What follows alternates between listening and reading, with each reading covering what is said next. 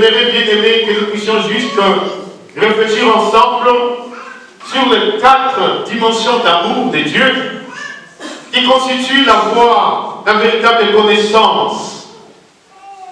Vous savez, quand l'apôtre Paul parle de l'amour de Dieu, c'est comme je vous le disais, l'épître aux Éphésiens a une portée universelle. Parce que dans cette épître, l'apôtre Paul va faire de 2 peuples qui étaient séparés, il va en faire un seul peuple à travers le sacrifice de la croix de notre Seigneur Jésus-Christ. Grecs, les gentils, les juifs, parce que tous ont reçu l'évangile, la puissance de l'évangile, ils sont devenus un même peuple. Bien avant cela, les juifs, qui sont le peuple à qui, comme dit l'apôtre Paul, appartient la circoncision, le culte, la législation. Ce peuple-là pense que la révélation, l'amour de Dieu est seulement pour ce peuple-là. C'est le peuple des Écritures. Parce que Dieu s'est révélé dans sa parole. Dieu n'a pas commencé par se révéler à d'autres peuples. Il a choisi un seul peuple, le peuple d'Israël, à partir duquel les nations païennes seront maintenant appelées à recevoir la lumière. Ce peuple-là pense que l'amour de Dieu, c'était juste pour ce peuple. Alors quand l'apôtre maintenant, Paul parle de la largeur de l'amour de Dieu, ô peuple Israël, ô peuple juif, l'amour de Dieu est sans frontières. L'amour de Dieu nous environne. L'amour de Dieu est beaucoup plus profond.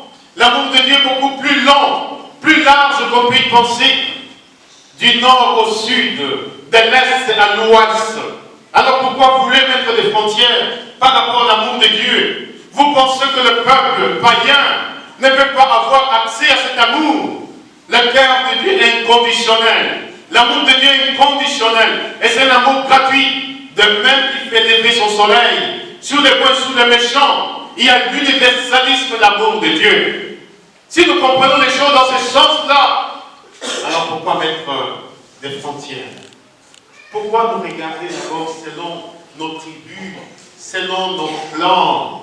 Non, telle et de telle tribu, telle et de telle tribu, telle et telle nationalité. Et si nous en sommes encore là, nous n'avons même pas encore compris ce que c'est l'amour de Dieu, qui est beaucoup plus large, qui est au-delà des frontières. Alléluia. Amen. Alléluia. Amen. Deuxième dimension, cet amour est beaucoup plus long. La largeur, c'est par rapport donc à l'espace.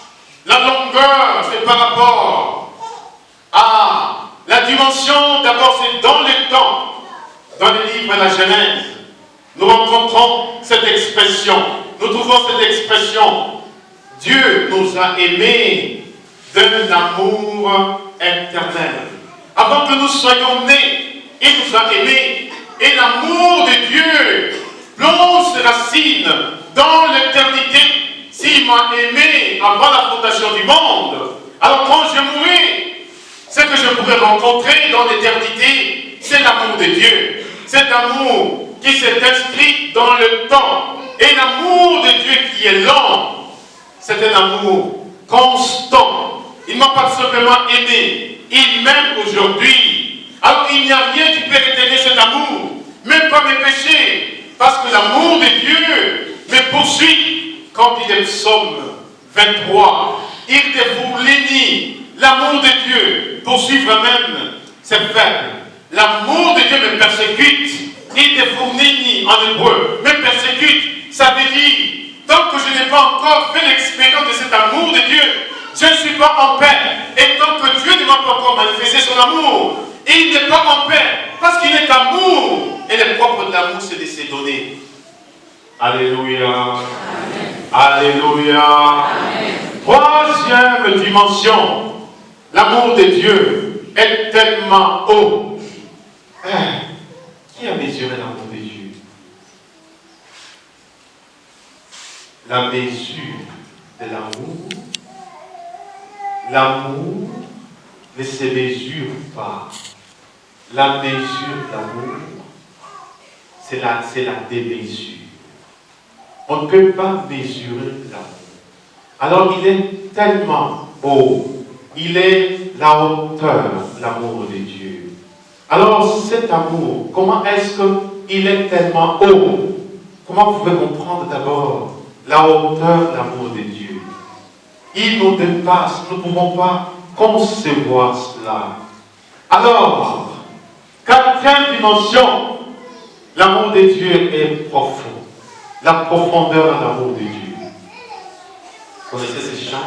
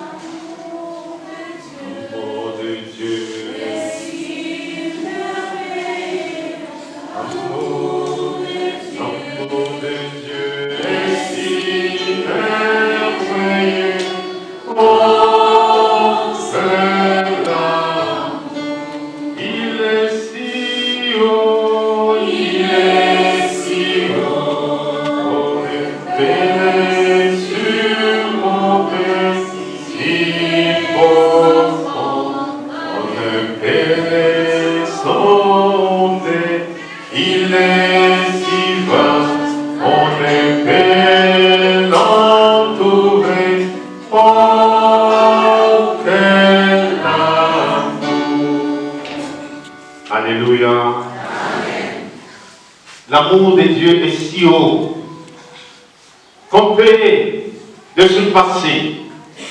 Il est si profond qu'on peut le sonder. Il est si vaste qu'on peut l'entourer. La profondeur de l'amour de Dieu, c'est avant tout le pardon.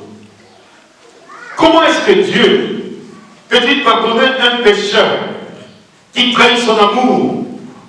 Comment est-ce que Dieu peut-il pardonner quelqu'un qui est un criminel? Comment est-ce que Dieu peut-il pardonner quelqu'un qui a tout reçu et à la lumière de son intelligence? Dieu lui donne même la grâce pour ne pas pécher, mais c'est ton pêche. C'est que cet amour est insondable. Alléluia. Amen. Si ma foi chrétienne ne me fait pas comprendre cela, si le pardon de Dieu, si l'amour de Dieu ne m'a jamais servi à pardonner même une petite faute de mon prochain, c'est que je suis un chrétien à l'état embryonnaire. Alléluia. Amen. Alléluia. Amen. Dites maintenant après moi, à celui dont la puissance, agissant au-dedans de moi, est capable de faire bien au-delà de ce que nous pouvons demander ou concevoir.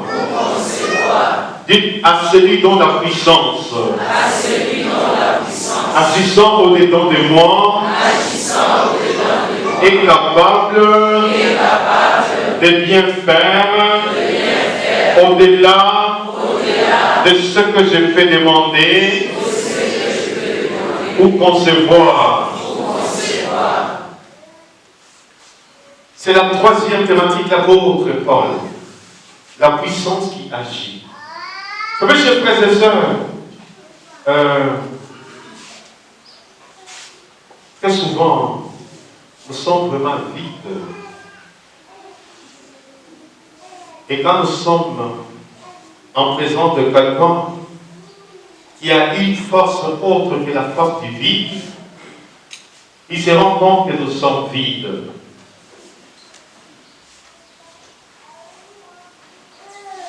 La puissance s'acquiert dans la prière. La puissance s'acquiert dans la parole de Dieu. Et c'est cette puissance-là qui nous permet d'agir en nom de Dieu. Alors si cette puissance est au-dedans de nous, nous pouvons demander au-delà. Si cette puissance agit au-dedans de nous, nous pouvons demander au-delà de ce que nous pouvons concevoir. Le mot puissance en grec, il y a plusieurs mots pour dire puissance. D'abord, il y a le premier mot, dunamis. C'est une puissance, c'est une force. Comme dit l'apôtre dans Luc, Actes des Apôtres, chapitre 20, verset 8, dites après moi, vous allez recevoir une force, Saint de l'Esprit. Vous deviendrez mes témoins à Jérusalem, en Samarie, jusqu'aux confins de la terre. Vous allez recevoir une force.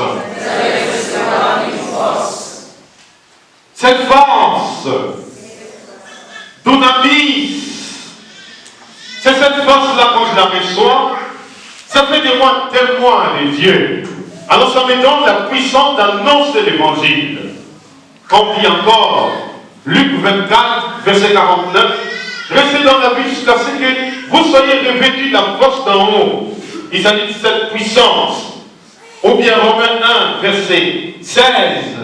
Je ne rougis pas de l'évangile. Il est puissance pour quiconque croit.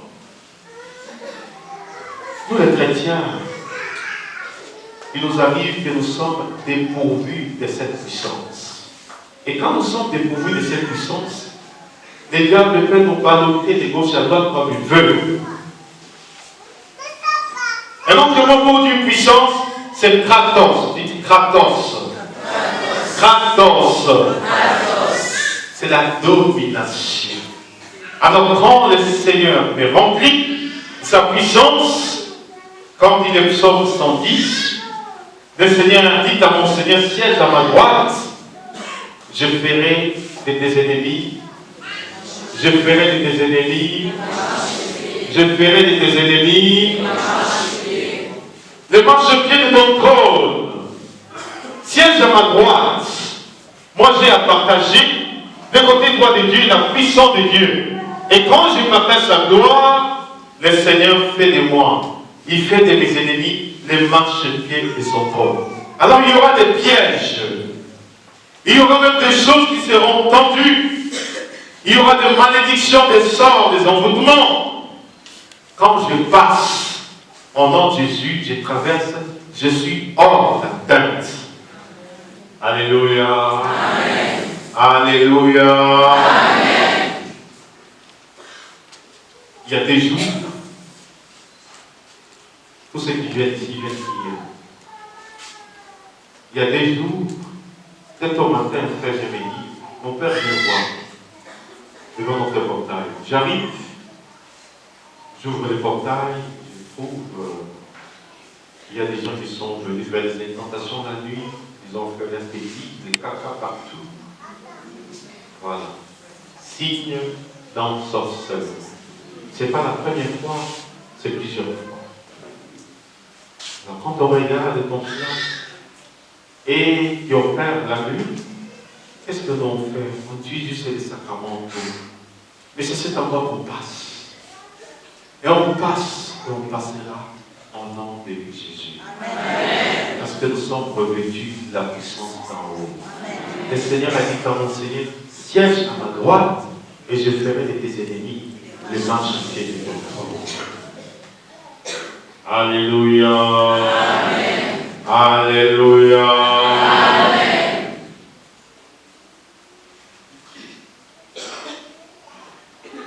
Quand tu as un enfant, un petit enfant qui était venu ici passer quelque temps, programme de sorcellerie. Mon père, ils m'ont tellement poursuivi. Mais depuis que je suis ici, ils arrivent et crient de l'homme. Où est-ce que tu t'es caché? Mais ils sont incapables de pouvoir rentrer ici. Parce que la lumière de Dieu nous environne. Alléluia. Amen.